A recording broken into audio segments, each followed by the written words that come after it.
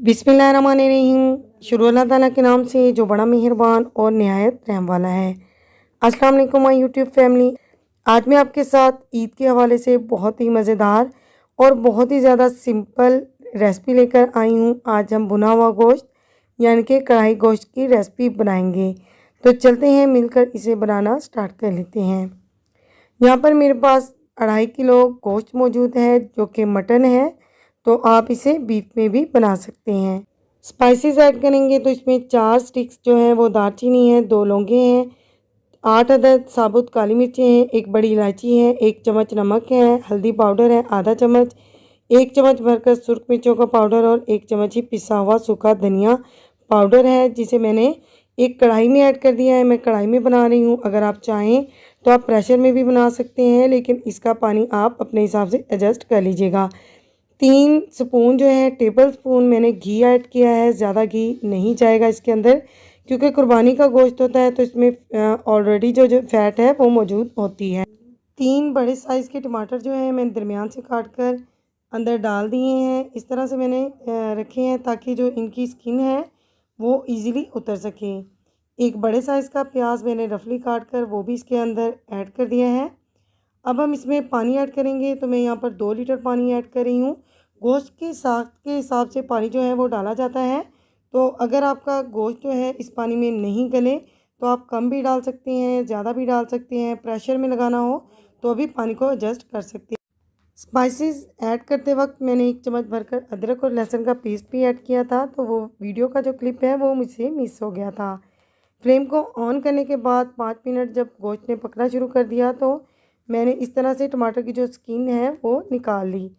टमाटर की स्किन जो है निकालने के बाद हम इस चम्मच को अच्छे से चलाएंगे और फिर इसके बाद हम इसे 45 मिनट का कवर दे देंगे। आप देखेंगे कि बहुत ही कम स्पाइसेस से, बहुत ही सादा से स्पाइसेस जो हमारे घर में ही मौजूद थे, इनसे मैंने बहुत ही बेहतरीन कढ़ाई गोश्त झटपट से बना लेना है।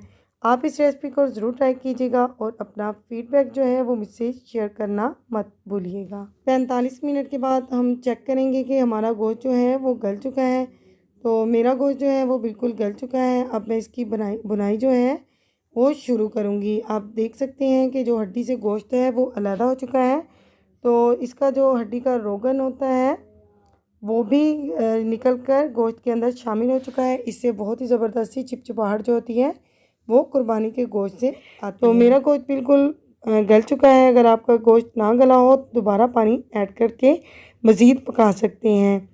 गोश्त गलने के बाद मैंने इसके अंदर 1 चम्मच जो है पिसी हुई काली मिर्च का ऐड कर दिया है। इससे टेस्ट जो है वो बहुत ही ज़बरदस्त और लाजवाब हो जाता है। बहुत ही मज़ेदार और टेस्टी बनती है ये कढ़ाई। तो आप इस कढ़ाई को ज़रूर बनाइएगा। मैं मटन में बना रही हूँ, आप बीफ में भी बना सकते हैं। बहुत ही मज़ेदार होती हैं। आप देख रहे हैं कि इसका कलर जो है वो कितना खूबसूरत सा आ गया है। तो जहाँ जहाँ ज़रूरत महसूस हो बुनाई के वक्त आप थोड़ा सा पानी लगा सकते हैं। तकरीबन 5 से 6 मिनट तक मैं इसे अच्छे से भूनूंगी ताकि गोश्त की जो स्मेल है वो ख़त्म हो जाए। बहुत कम घी के साथ मैं इसे इसलिए बना रही हूँ कि इसमें ऑलरेडी फैट होता है, तो काफ़ी सारा जो घी है ये खुद ही छोड़ देता है।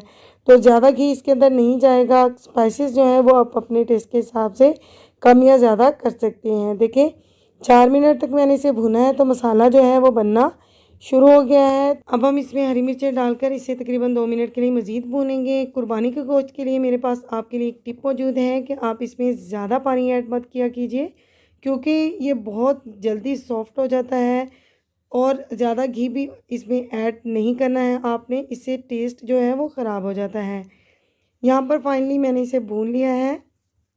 अब मैं इसके ऊपर 1 छोटा चम्मच पिसा हुआ गरम मसाला पाउडर ऐड कर दिया है और थोड़ा सा कटा हुआ हरा धनिया है मेरे पास, कटी हुई हरी मिर्चें और जूलियन कटी हुई थोड़ी सी अदरक है जो मैंने इसके ऊपर डाल दी है। हमने बाहर के मसाले ऐड नहीं किए हैं, ज़्यादा भर भर कर मसाले ऐड नहीं किए हैं। सिंपल सी कढ़ाई थी जो घर के मसालों से मैंने बनाई है और इसकी खुशबू जो है वो बहुत लाजवाब है। जायका जो है वो बहुत ही मज़ेदार था।